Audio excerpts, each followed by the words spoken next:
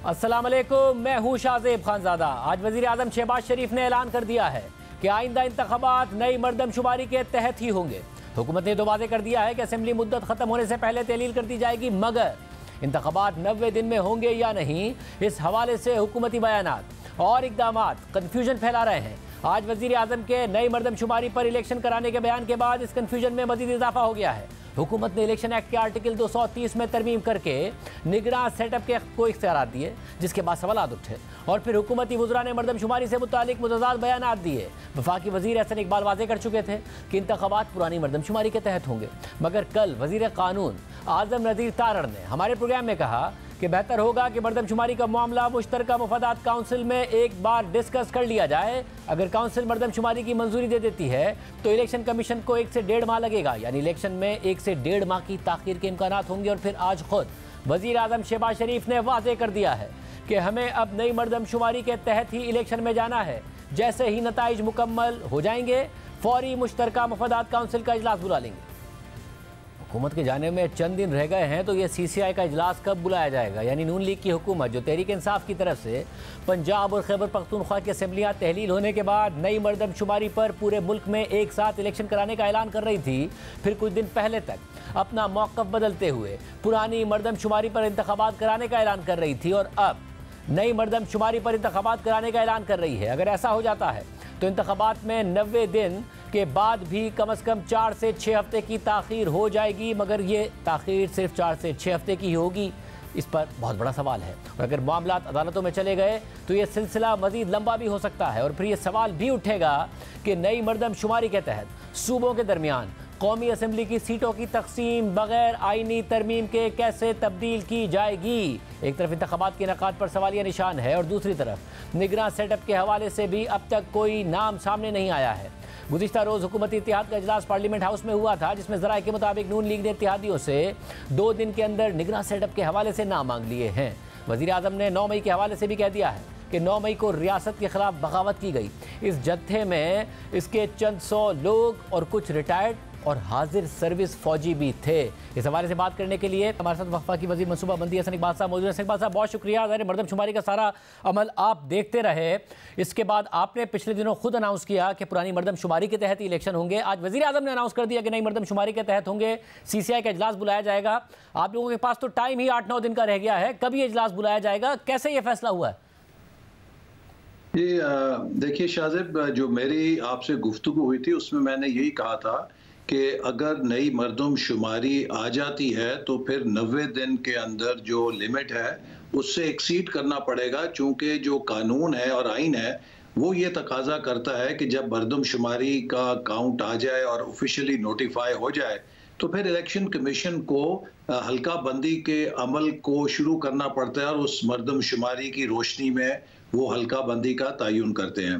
और अगर ऐसा नहीं होता और ये किसी तरीके से इनकन्क्लूसिव रहती है बात और हम 90 दिन के साइकिल में जाना चाहते हैं तो फिर उस सूरत में हमें पुरानी मरदमशुमारी पे डिपेंड करना पड़ेगा। और ये भी मैंने फिर बाद में वाज़े किया था कि इसका हतमी फैसला इलेक्शन कमीशन ने करना है, चूँकि जहाँ तक मुझे याद पड़ता है कि 2017 में भी ऐसी ही सूरत हाल दरपेश थी। 2018 के इलेक्शन के लिए उस वक्त मरदमशुमारी का प्रोविजनल नतीजा आ गया था और कुछ लोग सुप्रीम कोर्ट गए थे कि नई मरदमशुमारी के ऊपर इलेक्शन होने चाहिए, जबकि इसका हतमी तकरीबन नतीजा आने वाला है।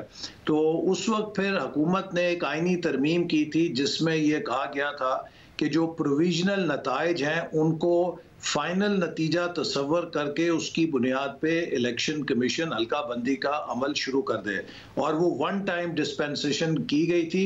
और आपको शायद याद होगा कि जो हतमी फिर नोटिफिकेशन है उस मरदमशुमारी का वो बाद में, मगर एहसन इकबाल साहब प्रिसाइजली यही मसला है कि उस वक्त हाउस मुकम्मल था, 2/3 मेजॉरिटी के तहत कॉन्स्टिट्यूशनल अमेंडमेंट हो सकती थी। अब अगर आप ये करने जा रहे हैं और क्योंकि वज़ीर आज़म ने ऐलान कर दिया कि करने जा रहे हैं तो आइनी तरमीम तो नहीं सकती, हाउस पूरा नहीं है, तहरीक इंसाफ है नहीं पार्लियामान के अंदर, आप लोगों के पास टाइम भी नहीं है, तो ये कैसे होगा फिर? ये तो क्या आप एक प्रोलॉन्ग्ड केयरटेकर सेटअप आने वाला है, निगरान सेटअप इतना तवील आएगा? क्योंकि ये तो आप बिल्कुल खुला छोड़ के जा रहे हैं मामला। देखिए, इस चीज़ का फैसला तो जैसे मैंने कहा कि इलेक्शन कमीशन आइन और कानून की रोशनी में करेगा। जहाँ तक आपने कहा कि आईनी तरमीम यकीनन वो एक हर्डल होगी, और अगर वो आईनी तरमीम के नतीजे में सूबों के दरमियान नशिस्तें तब्दील इंटर प्रोविंस नहीं होती, तो कम अज़ कम इंट्रा प्रोविंस जो है उसके लिए फिर वो नई मरदमशुमारी का इतलाक होगा। तो इसलिए ये वो मसाइल हैं कि जिनका हतमी फैसला इलेक्शन कमीशन ऑफ पाकिस्तान ने जो आइन कानून और सुप्रीम कोर्ट की इसके बारे में फैसले हैं उसकी रोशनी में करना है। हमारा काम ये है कि हम अपना जो मुद्दत ख़त्म होने के बाद हुकूमत से अलहदा हो जाएंगे और निगरान सेटअप आएगा, और इसके बाद फिर इलेक्शन कमीशन इंतखाबी शेड्यूल का ऐलान करेगा। साहब, मगर इलेक्शन कमीशन के ऊपर आप कैसे छोड़ रहे हैं? अगर नई मरदमशुमारी आप नोटिफाई कर देते हैं तो कल को क्या बलूचिस्तान नहीं कहेगा कि जी हमारी तो सीटें बढ़नी चाहिए क्योंकि हमारी आबादी में बहुत ज़्यादा इजाफा हुआ है? तो ये इलेक्शन कमीशन के ऊपर आप कैसे फैसला छोड़ रहे हैं जो मुख्तलिफ सूबों के दरमियान, और क्योंकि और ये वो आईनी तरमीम से हो सकता है, वो इलेक्शन कमीशन की सवाबदीद पर नहीं छोड़ा जा सकता है। आप एक बहुत बड़ा कॉन्स्टिट्यूशनल क्राइसिस पैदा करके जा रहे हैं, खुला छोड़ के जा रहे हैं इस मामले को। देखिए, इसमें कॉन्स्टिट्यूशनल क्राइसिस तो नहीं होगा। जैसे मैंने कहा कि जो इंटर प्रोविंशियल हल्का बंदी है उसके लिए तो आपको आईनी तरमीम की ज़रूरत है, और अगर आईनी तरमीम आप ना कर सकें तो फिर उसका कोई मुतबादल कानून साजी तो नहीं हो सकती कि आप कोई ऑर्डिनेंस जारी कर दें या आप कोई सिंपल मेजॉरिटी के साथ कानून पास कर दें। तो उस सूरत में फिर यही हो सकता है कि आप इंटर प्रोविंस जो है हल्का जो है तब्दील ना करें, और जो इंट्रा प्रोविंस सूबों के अंदर की हल्का बंदी है जो सूबाई असेंबली के लिए, तो उसका इतलाक हो सकता है। तो उसकी हद तक आप नई मरदमशुमारी की बुनियाद पे करें, लेकिन ये वो सारे इश्यूज हैं जिनका हतमी फैसला इलेक्शन कमीशन ने करना है, चूंकि इलेक्शन के कुल मामलात की हतमी authority election commission of Pakistan के पास है। हमारे पास मगर ऐसे नहीं साहब, आप कन्विंस थे कि अब ये मुमकिन है नहीं, क्योंकि जाहिर है एक लंबा अरसा आप लोगों ने, क्योंकि तहरीक इंसाफ ने पंजाब और खैबर पख्तूनख्वा की असेंबलियां तहलील कर दी थी, तो आपने कहा CCI फैसला किए हुए है कि जी नई मरदमशुमारी के तहत इलेक्शन होने हैं। इमरान खान साहब खुद वज़ीर आज़म होते हुए ये कर गए थे, इसलिए हम एक साथ ही इलेक्शन हो सकते हैं। फिर आप लोगों ने कहा कि नहीं जी पुरानी मरदमशुमारी के तहत इलेक्शन हो सकते हैं। अब आप कह रहे हैं वज़ीर आज़म के नई मरदमशुमारी के तहत इलेक्शन होंगे। बार बार के यू टर्न है, ये क्यों हुआ है अचानक, क्यों फैसला हुआ अचानक? मैं आपको फिर वाजे कर दूं कि इसमें कोई यू टर्न नहीं है। मैंने तो बहुत शुरू से ये कहा था कि मरदमशुमारी का अमल शुरू हो चुका है, और जो ओरिजिनल स्कीम थी हमारी वो ये थी कि 31 मार्च तक हमने इसको मुकम्मल करके इसकी टैबुलेशन टाइम पे कर लेनी थी। अप्रैल, मई, जून, जुलाई उनको 4 महीने मिल जाते इलेक्शन कमीशन को, लेकिन सूबों की तरफ से जो मरदमशुमारी का अमल है उसमें काफ़ी स्लो काम हुआ, और उनकी तरफ से बार बार दरख्वास्त आई कि हम काउंटिंग पूरी नहीं कर रहे, हमें मजीद मोहलत दी जाए, जिसकी वजह से हम 31 मई तक पहुंचे काउंटिंग के लिए। और फिर जब काउंटिंग हुई तो फिर उस पर मुतालबा आया कि जो पोस्ट काउंटिंग ऑडिट होता है उसे किया जाए, ताकि जहां पर कहीं ओवर काउंटिंग या अंडर काउंटिंग की शिकायत है उसका तयन किया जाए। तो ये एक पूरा अमल था जिसकी बुनियादी वजह डिले सूबों की तरफ से बार बार वक्त का तकाजा करने की वजह से हुई। अगर हम वो टाइम ना देते तो कल को सूबे गिला कर सकते थे कि आपने हमें काउंट होने का मौका नहीं दिया। मगर ऐसा इकबाल साहब, अब इसमें एक और मसला है। कल वजीर कानून आजम नज़ीर तारड़ साहब हमारे प्रोग्राम में कह गए कि जी अगर नई मरदमशुमारी के तहत होंगे तो महीना 1.5 महीना इलेक्शन लेट हो सकते हैं। अगर आप वक्त से पहले जा रहे हैं, पीपल्स पार्टी 9 अगस्त का कह रही है, तो नवंबर में इलेक्शन होते, 9 नवंबर से पहले। अगर 1-1.5 महीना और मजीद लेट होगा तो जनवरी में इलेक्शन चले जाएंगे। मगर इस बात की क्या गारंटी है कि जनवरी में इलेक्शन हो जाएंगे? एक के बाद एक वजह नहीं तलाश की जा रही होगी, एक प्रोलॉन्ग केयर टेकर सेटअप या टेक्नोक्रेटिक सेटअप की राह हमवार नहीं करके जा रहे हैं आप? मैं 2 बातें कहूंगा इसके बारे में। देखिए, एक तो इलेक्शन जो है ये आइन की प्रोविजन है, इसका कोई स्केप नहीं है और इसका कोई नेमुल बदल नहीं है।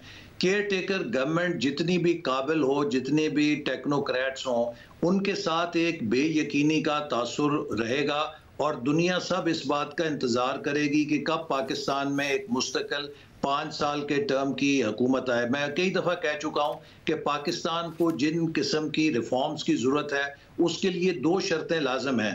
एक ये कि उन रिफॉर्म्स की पुष्ट के ऊपर पॉलिटिकल सपोर्ट हो, पॉलिटिकल ओनरशिप हो।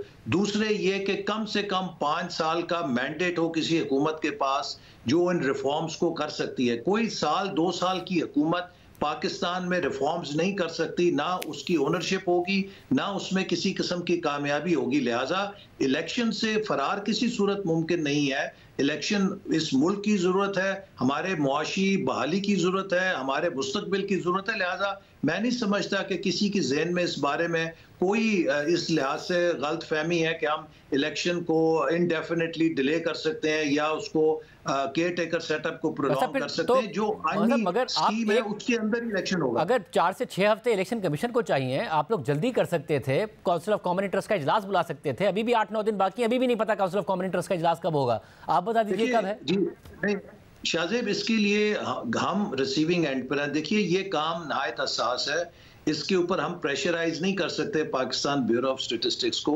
उन्होंने इसकी काउंटिंग की है, उसके बाद एक पोस्ट काउंटिंग ऑडिट है जो किया गया है, उसकी रोशनी में वो तमाम अब अमल का डेटा का जायजा ले रहे हैं और जो ही हमें उनकी तरफ से हतमी नताइज मिलेंगे हम उसको काउंसिल ऑफ कॉमन इंटरेस्ट में भेज देंगे। अच्छा, मगर इस सब में मसला ये कि आप जाते जाते तेज़ी से कानून साजियाँ कर रहे हैं। आज भी हुआ और बहुत तेज़ी से हुआ कि बिल की कॉपियां फराहम किए बगैर ज़िमनी एजेंडे में अचानक हमने देखा कि ऑफिशियल सीक्रेट एक्ट तरमीमी बिल 2023 मंजूर किया गया। और सीक्रेट एक्ट में आप लोगों ने इंटेलिजेंस एजेंसीज़ को एक ब्लैंकेट इख्तियार दे दिया है कि वो किसी भी जगह बग़ैर वारंट के किसी भी शख्स की तलाशी ले सकती हैं, किसी भी जगह दाखिल होकर तलाशी ले सकती हैं, ताकत का इस्तेमाल कर सकती हैं, कोई भी दस्तावेज़ात और आलात को कब्ज़े में ले सकती हैं। आप जा रहे हैं, बहुत सारे मसाइल ऐसा लग रहा है कि पैदा करके जा रहे हैं। एक तरफ प्रोलॉन्ग केयर टेकर सेटअप का खतरा, दूसरी तरफ से इंटेलिजेंस एजेंसीज को इतने ज्यादा इख्तियारात देके जा रहे हैं कि मुल्क को एक सिक्योरिटी स्टेट बना के जा रहे हैं आप।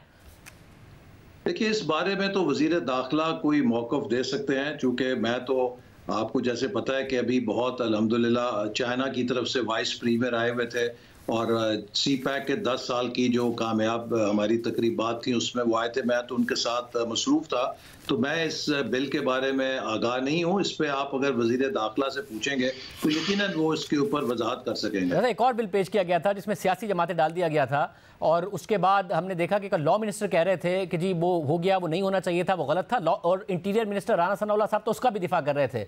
आज आप भी इस बिल का दिफा करने को तैयार नहीं हैं, इत्तेहादी तैयार नहीं है, असेंबली से वॉकआउट हो रहा है और इंटेलिजेंस एजेंसीज को ये अख्तियार देके जा रहे हैं। पहले सिक्योरिटी स्टेट और ज़्यादा ऑफिशियली उसको स्टैम्प करके जा रहे हैं। आपके तहफ़्फ़ुज़ात नहीं है, जो होता आप देख रहे हैं एक सीनियर पार्लियामेंटेरियन के तौर पर। एहसन इकबाल साहब, देखिए मैं समझता हूँ कि हमें हर कीमत के ऊपर जो फंडामेंटल राइट्स कॉन्स्टिट्यूशन के अंदर हैं उनका एहतराम करना चाहिए और हमें कोई ऐसी कानून साजी कि जिससे लोगों के बुनियादी हकूक़ के ऊपर कदगन लगे उसकी हमायत नहीं करनी चाहिए। इसके साथ साथ ये भी है कि हमें इस किस्म के कवानीन को भी लाना है कि जिससे हमारे मुल्क के अंदर जो डिसअपीयरेंसेस हैं, जो शिकायतें होती हैं कि लोग गायब हो गए, अगर आप उन एजेंसी से सुने तो वो कहते हैं कि हमें अगर आप लीगल कवर देंगे तो इस किस्म की चीज़ों की आपकी शिकायत भी कम होंगी। मैं समझता हूँ कि एक बैलेंस की ज़रूरत है और इसकी बॉटम लाइन यही है कि जो लोगों के बुनियादी हकूक़ हैं जो आइन के अंदर दिए गए हैं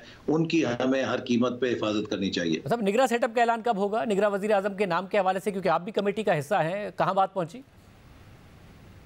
जी हम इसके हवाले से तमाम जो कोलिशन पार्टीज़ हैं उनमें मुशावरत का अमल जारी है और मैं समझता हूँ कि हुकूमत की मुद्दत ख़त्म होने से 2-3 रोज़ पहले इसके ऊपर कोई हतमी फैसला हो जाएगा। अभी ये मुशावरत के अमल में है और हम कोशिश कर रहे हैं और इंशाल्लाह आप देखेंगे कि इत्तफाक राय से सबका किसी नाम पर इत्तफाक हो जाएगा। क्या ये तय है कि 9 अगस्त को ही असेंबलियाँ तहलील की जा रही हैं? मेरा ख्याल है कि इसके लिए तकरीबन जो एक अंडरस्टैंडिंग है वो यही है कि हमें 90 दिन की कैंपेन के लिए टारगेट करना चाहिए, तो मैं समझता हूँ कि इसके लगभग ही कोई फैसला होगा। बहुत शुक्रिया एहसन इकबाल साहब की गुफ्तगू आपने सुनी। प्रोग्राम में शामिल करते हैं, एक और आम खबर आपके सामने रखी। चेयरमैन तहरीक इंसाफ इमरान खान मुतअद्दिद मुकदमात और तहकीकात का सामना कर रहे हैं, मगर एक केस ऐसा है जिसमें उनकी फौरी गिरफ्तारी और नाअहली का खदशा है। ये केस तोशाखाना के ताइफ से मुताल्लिक सेशन अदालत में चलने वाला फौजदारी मुकदमा है जो तेजी से आगे बढ़ रहा है और आज चेयरमैन पीटीआई इमरान खान ने खुद पेश होकर 342 का अपना बयान रिकॉर्ड करा दिया है और प्रोसिक्यूशन के तमाम इल्जामात को मुस्तरद कर दिया है, जबकि सुप्रीम कोर्ट ने भी तोशाखाना केस से मुताल्लिक चेयरमैन पीटीआई की दरख्वास्त पर समाअत के लिए 3 रुकनी बेंच तश्कील दे दिया है, जिसमें जस्टिस याया अफरीदी, जस्टिस मज़ाहिर नकवी और जस्टिस मुसर्रत हिलाली शामिल हैं, जो कल तोशाखाना केस में चेयरमैन पीटीआई की दरख्वास्त पर समाअत करेंगे।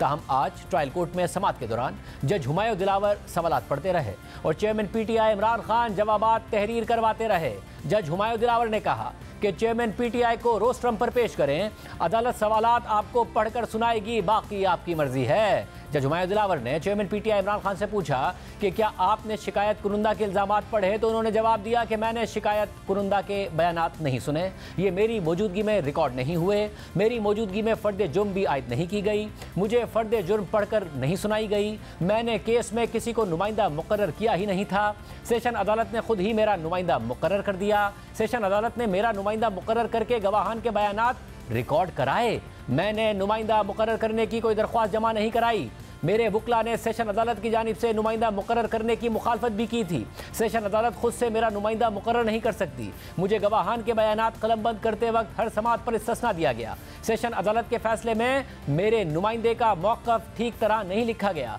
मेरी गैर मौजूदगी में गवाहान का बयान रिकॉर्ड करने की कानून इजाज़त नहीं देता, मेरी गैर मौजूदगी में कलमबंद किया गया गवाहों का बयान मेरे सामने नहीं पढ़ा जा सकता। इमरान खान ने बयान दिया कि इलेक्शन कमीशन ने शिकायत दायर करने के लिए किसी को नामजद नहीं किया, इलेक्शन कमीशन की जानिब से शिकायत 120 दिनों के बाद दायर की गई। चेयरमैन पीटीआई ने इलेक्शन कमीशन में जमा कराए गए अपने असासों और वाजिबात से मुतालिक स्टेटमेंट के सवालों पर जवाब दिया कि मैंने साल 2017-18 के अपने असासे इलेक्शन कमीशन में जमा कराए थे, मैंने साल 2018-19 के अपने असासे इलेक्शन कमीशन में जमा कराए थे, मैंने 2019-20 के अपने असासे भी इलेक्शन कमीशन में जमा कराए और 2020-21 के अपने असासे भी इलेक्शन कमीशन में जमा कराए थे।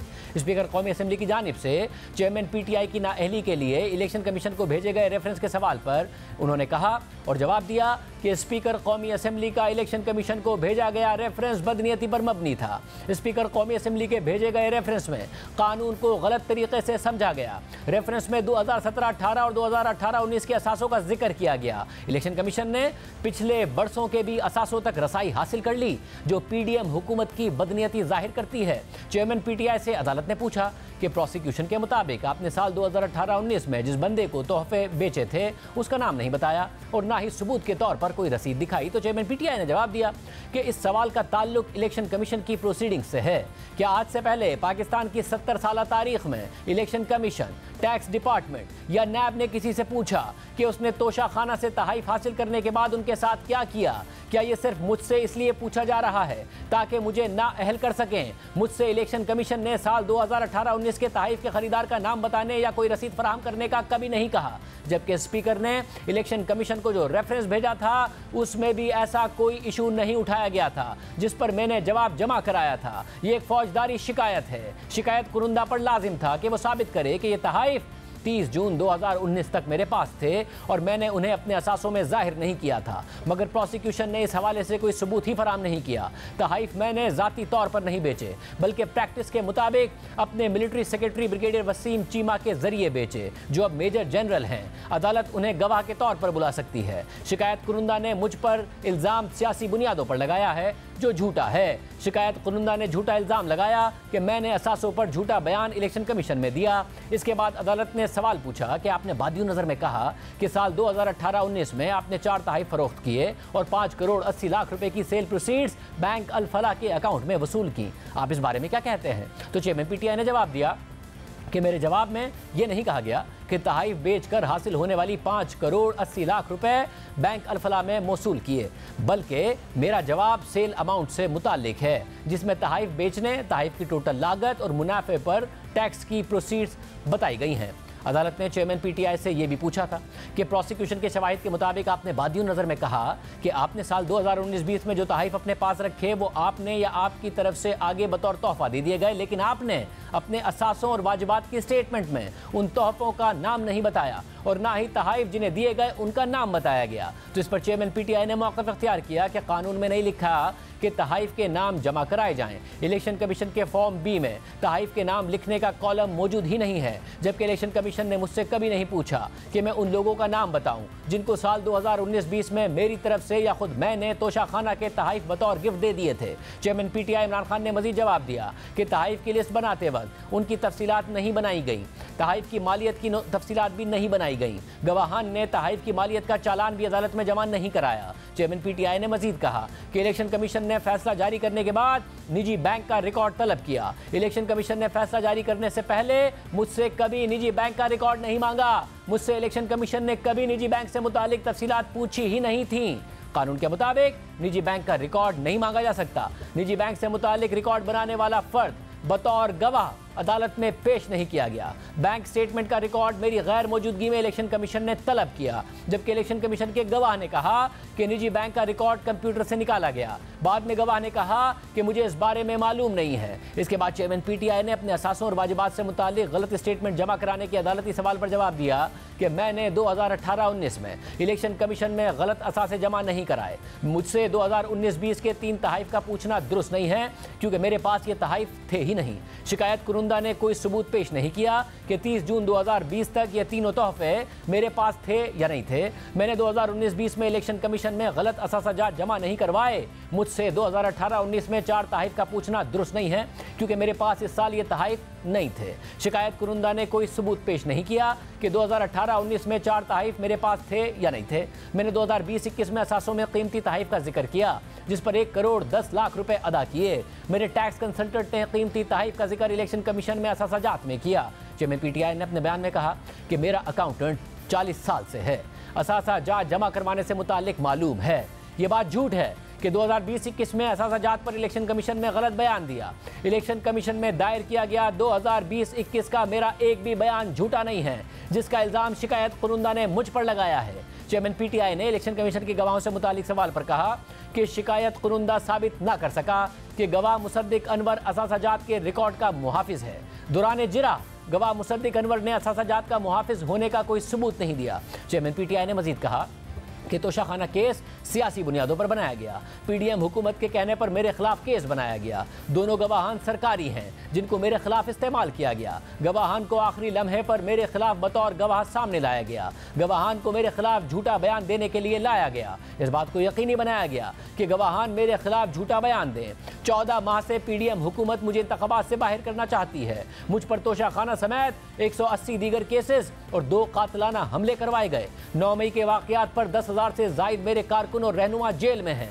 दीगर कारकुनान और रहनुमाओं को जबरदस्ती अंडरग्राउंड किया गया। शिकायत कुरुंदा मेरे खिलाफ कोई भी सबूत सामने लाने में नाकाम रहा है। इसके बाद चेयरमैन पीटीआई से ट्रायल कोर्ट का आखिरी सवाल हुआ, जिसमें उनसे पूछा गया था कि क्या वो अपने गवाह और शवाहिद पेश करेंगे। इस पर चेयरमैन पीटीआई ने जवाब दिया कि मैं अपनी तरफ से गवाहान को अदालत के सामने पेश करना चाहूंगा। चेयरमैन पीटीआई ने अदालत के सामने हल्फ पर बयान देने से इनकार कर दिया और कहा कि मैं अपनी तरफ से शवाहिद अदालत के सामने पेश करना चाहूंगा। और यूं चेयरमैन पीटीआई का 342 का बयान मुकम्मल हो गया, जिसके बाद अदालत ने 35 सवालात के जवाबात को दोहराने की हिदायत करते हुए समाअत में वक्फा कर दिया।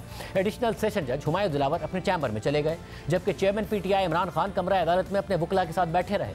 चेयरमैन पीटीआई और उनकी कानूनी टीम ने 342 के अपने बयान पर नजरसानी की और जब वक्फे के बाद समाअत दोबारा शुरू हुई तो जज हुमायूं दिलावर ने चेयरमैन पीटीआई से पूछा कि क्या आपने जो जवाबात दिए हैं उनसे आप मुतमईन हैं। तो चेयरमैन पीटीआई ने जवाब दिया कि जी, मैं अपने जवाबात से मुतमईन हूँ। इसके बाद चेयरमैन पीटीआई ने अपने रिकॉर्ड कराए गए 342 के बयान पर दस्तखत कर दिए और रवाना हो गए। इस दौरान जज हुमायूं दिलावर ने तोशाखाना केस की समाअत कल सुबह 9:30 बजे तक मुलतवी कर दी। तो चेयरमैन पीटीआई के वकील बैरिस्टर गौहर अली खान ने कहा कि गवाहान को पेश करना है तो थोड़ा सा टाइम दिया जाए। तो जज ने उनसे कहा कि क्या आपको नहीं पता था कि किस किस को बुलाना है। बैरिस्टर गौहर बोले कि अभी लिस्ट तैयार नहीं की गई, लिस्ट तैयार करनी है, इसलिए टाइम चाहिए। मुतल्लिका गवाहान जिनका ताल्लुक बनता है उनको बुलाएंगे, 2 दिन का टाइम दिया जाए, 3 अगस्त का टाइम दे दें, हम गवाहान की लिस्ट दे देंगे। इस मौके पर इलेक्शन कमीशन के वकील की जानिब से 3 अगस्त की तारीख देने की मुखालफत की गई और कहा गया कि गवाहान 2 तरह के होते हैं, एक सरकारी और दूसरे प्राइवेट होते हैं। तो जज हुमायूं दिलावर ने चेयरमैन पीटीआई के वकील से कहा कि कल ऐसा करें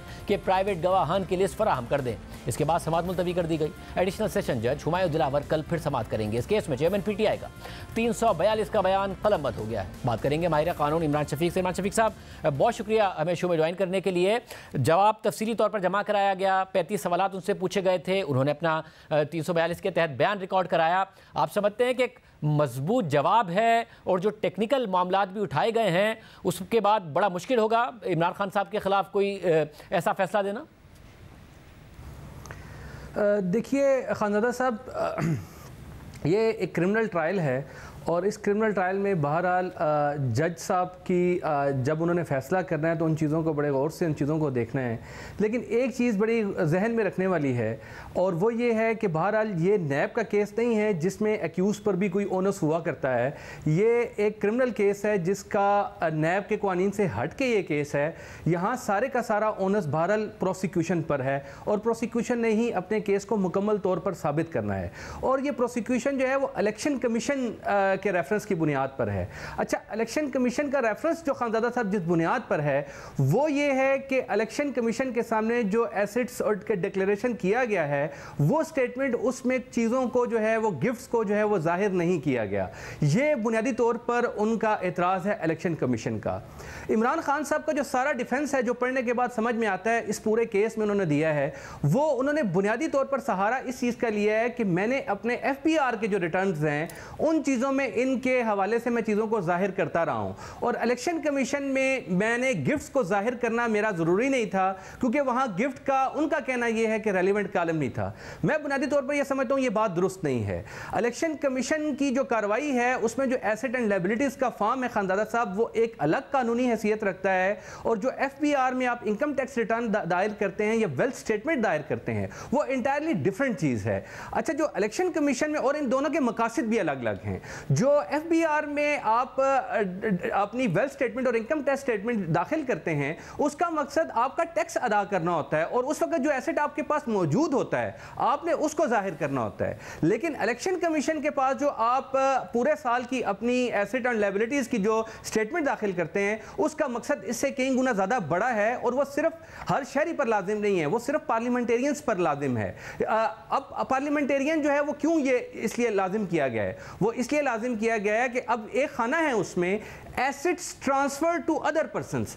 आपने कोई एसेट जो है वो किसी दूसरे बंदे को आपने ट्रांसफर किया है उसकी तफसीलात आप देंगे। ये इसलिए है ताकि ये रोका जा सके इस चीज को, कॉन्फ्लिक्ट ऑफ इंटरेस्ट को। पब्लिक ऑफिस होल्डर जब अपना ये उसने जाहिर करना है कि उसने कौन सा एसेट लिया था और कौन सा एसेट आगे उसने फर्दर ट्रांसफर कर दिया, इसके पीछे एक हिकमत है। हिकमत यह है कि कॉन्फ्लिक्ट ऑफ इंटरेस्ट को उन्होंने रोकना है और करप्शन का रास्ता रोकना है। जब देखिए खानदान साहब, एक मिसाल से आपको बात समझाता हूं। मैं किसी शख्स से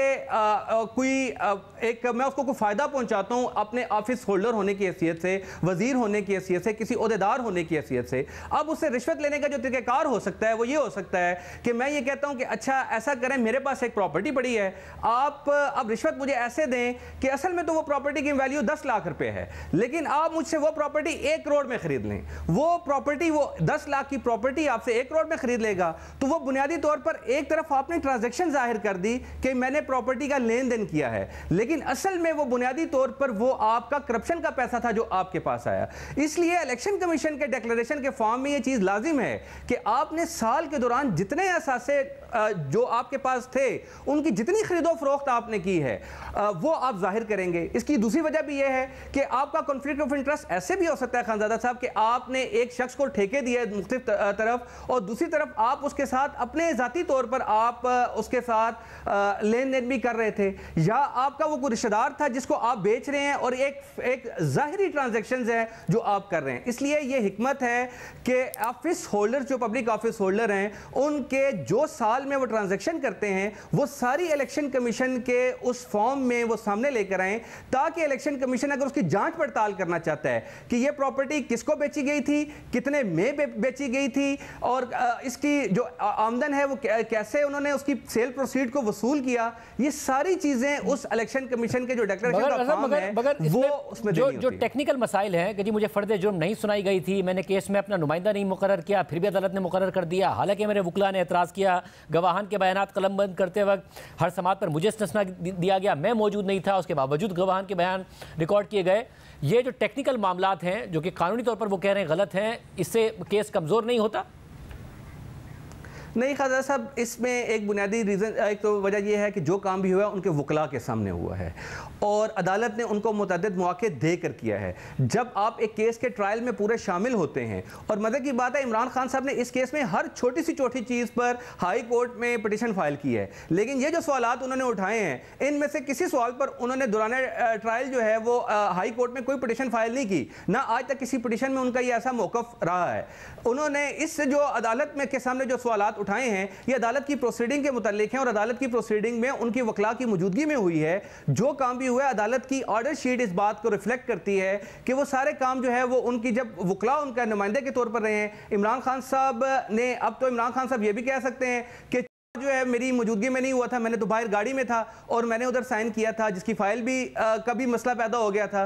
तो ये टेक्निकलिटीज़ हैं। बुनियादी तौर पर अदालत ने बुनियादी तौर पर जिन चीज़ों को देखना है वो सारे के सारा उन चीज़ों को देखना है कि जिनकी बुनियाद पर क्रॉस एग्जामिनेशन हुआ, वकला ने क्रॉस एग्जामिनेशन किया है, क्रॉस एग्जामिनेशन में उस बयान को उन्होंने उस बयान पर पूरी जिरा की है, उनको पूरा मौका मिला है। चार्ज में जिसने चार्ज की जो कार्रवाई है खाजा साहब, उसमें इमरान खान साहब को क्या प्रेजुडिस हुआ? चार्ज जब पढ़ के सुनाया गया तो उसका तो उसने इनकार ही किया हुआ है कि मेरे ऊपर जो इल्जामात हैं मैं उनको नहीं मानता। तो या इमरान खान साहब अगर उसकी जगह खुद होते तो क्या इमरान खान साहब ने यह कहना था कि हाँ मैं चार्ज को तस्लीम करता हूं और अपने जुराइम को तस्लीम करता हूं? ऐसा तो नहीं है। तो इसका मतलब यह चार्ज के ऊपर भी ये एतराज़ जो है टेक्निकल है और एविडेंस जो रिकॉर्ड हुई है वो अदालत के सामने हुई है, अदालत ने रिकॉर्ड किया है, उनके वकला मौजूद थे, उनकी मौजूदगी में हुई है। जब वकील मौजूद हो और खुद आप एग्जेम्पशन ले चुके हो बार बार कि वो नहीं आ सकते, तो आपकी ली हुई एग्जेम्पशंस की बुनियाद पर, आपकी दरख्वास्तों की बुनियाद पर आप ये प्रोसिक्यूशन को ये नहीं कह सकते, अदालत को नहीं कह सकते कि आप की गैर मौजूदगी में ये बयान रिकॉर्ड किया, आप अपना ये हक जो है वो खो चुके होते हैं। बहुत शुक्रिया माशरफ साहब की गुफ्तगू आपने सुनी। प्राइम ब्रेक शामिल करते हैं, कुरान पर बात करेंगे। 24 जुलाई को 14 साल घरेलू मुलाजमा रिजवाना पर तशद्दुद का मामला सामने आया। बच्ची की वालिदा ने इस्लामाबाद के सिविल जज आसिम हफीज़ की एहलिया पर तशद्दुद का इल्ज़ाम लगाया और फिर जब बच्ची को अस्पताल लाया गया तो उसके दोनों बाजू टूटे हुए थे, सर पर जख्म में कीड़े पड़ चुके थे और जिस्म के मुख्तलिफ हिस्सों पर चोटों के निशानात थे। अब 8 दिन हो गए हैं, बच्ची लाहौर के जनरल अस्पताल में ज़ेर इलाज है, मगर अब भी बच्ची खतरे से बाहर नहीं आ सकी है। आज भी मेडिकल बोर्ड ने बच्ची का मुआयना किया और फिर बोर्ड के इजलास के बाद बोर्ड के सरबराह प्रोफेसर जौदत सलीम ने कहा कि रिजवाना के जिस्म में खून की शरह 9% और वज़न सिर्फ 30 किलो है। रिजवाना के फेफड़ों से इन्फेक्शन साफ किया जा रहा है। रिजवाना को वजन की मुनासबत से इंजेक्शन लगाया जाएगा। उन्होंने मजीद बताया कि रिजवाना के दोनों बाजुओं को प्लास्टर कर दिया गया है। रिजवाना के सर और कमर के जख्म मुसलसल पट्टियां करने से भर रहे हैं। फॉरेंसिक टीम ने रिजवाना के जख्मों के नमूने हासिल कर लिए हैं। फॉरेंसिक रिपोर्ट से पता चलेगा कि चोटें कितनी पुरानी हैं और उनकी नोयत क्या है। मेडिकल बोर्ड के सरबराह ने मजीद कहा कि सांस खराब होने के बायस रिजवाना को ICU में रखा गया है और उसे ऑक्सीजन लगाई गई है। अद्वियात के इस्तेमाल के 3 दिन बाद रिजवाना के खून की इन्फेक्शन में कमी आई है। बच्ची ने आंखें खोलना शुरू कर दी हैं, लेकिन उसकी आंखों पर खून जमा हुआ है। रिजवाना भी ऑक्सीजन पर है और डॉक्टर्स आइंदा चंद घंटे आम करार दे रहे हैं। एक तरफ बच्ची का इलाज जारी है, दूसरी तरफ मुलजिमा को आज फिर जमानत मिल गई। लाहौर हाई कोर्ट के बाद सेशन कोर्ट ने भी आज मुलजिमा को जमानत कबल गिरफ्तारी दे दी। सिविल जज आसिम हफीज़ की एहलिया आज सेशन कोर्ट में पेश हुई। एडिशनल सेशन जज डॉक्टर आबदा सज्जाद ने जमानत की दरख्वास्त पर समाअत की और मुलजिमा की 7 अगस्त तक उबूरी जमानत मंजूर कर ली। पेशी के बाद मीडिया के नुमाइंदों ने मुलजिमा से सवाल करने की कोशिश की, मगर मुलजिमा ने किसी सवाल का जवाब नहीं दिया। इस्लामाबाद पुलिस मुकदमे में इक़दाम कत्ल की दफात भी शामिल कर चुकी है और मुकदमे को दर्ज हुए भी 7 दिन हो गए हैं। मुलजिमा अभी तक शामिल तफ्तीश नहीं हुई हैं और मुसलसल जमानत पर है। इजाज़त दीजिए, अल्लाह हाफ़िज़।